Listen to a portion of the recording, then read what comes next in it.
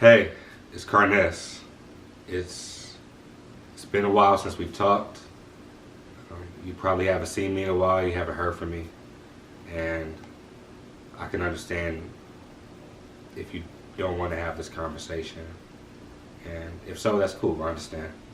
Um, but a lot has been going on in my life these past few years. I know it kind of seems like just one minute I was at your churches, on your stages, in your classrooms, at your open mics, and then all of a sudden I just kind of disappeared off the face of the earth. And you know that probably left you with a lot of questions that need answering. Um, for some of you, it's just that you care about me and just want to know that I'm okay. And others, you probably maybe looked up to me and you know wonder why I'm not putting out content anymore or why I stopped. And that's understandable.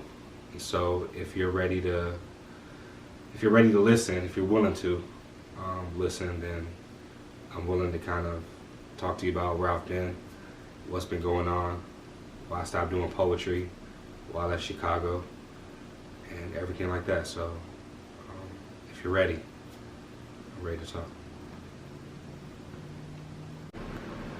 So why did I leave Chicago? So 2011 was a really rough year for me. I lost my uncle, my cousin, my brother overdosed, my mom died, all within a short period of time.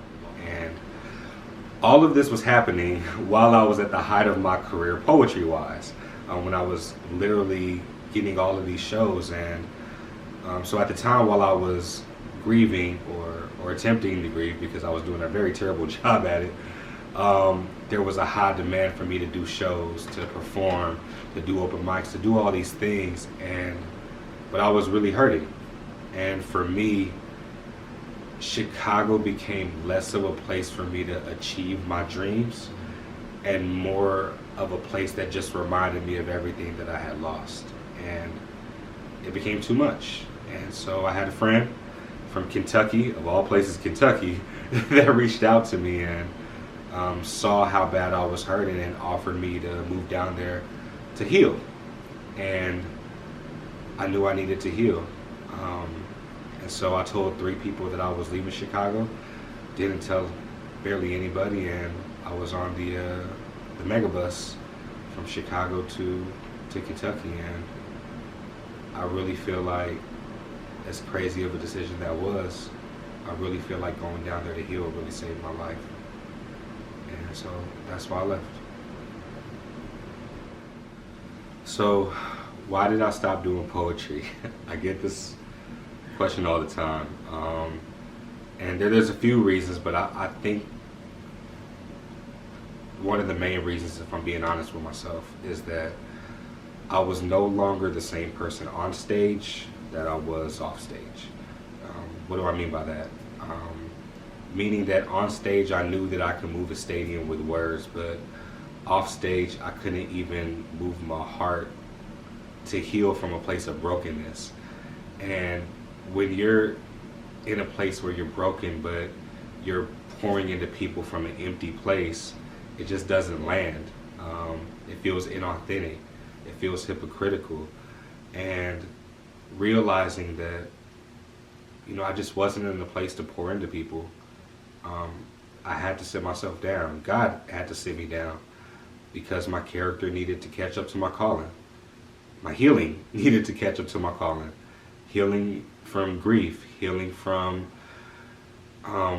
brokenness, healing from losing my passion to write.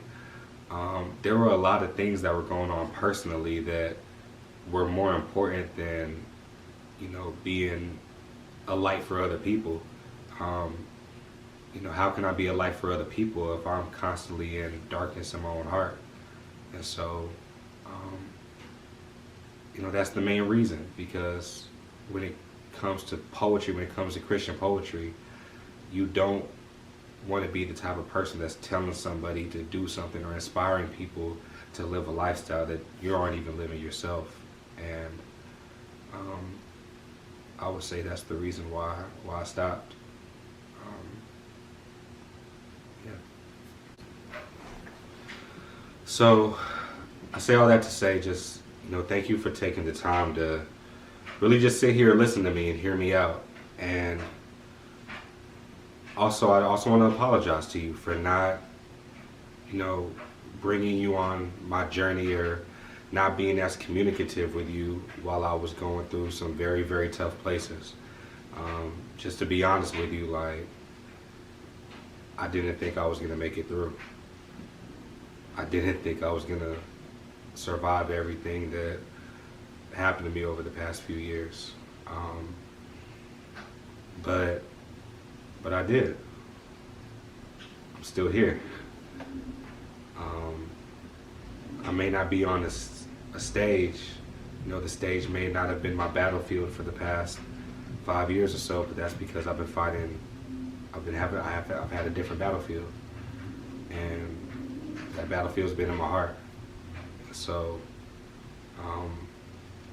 I know now that if I can make it through what I've been through, then I can make it through anything.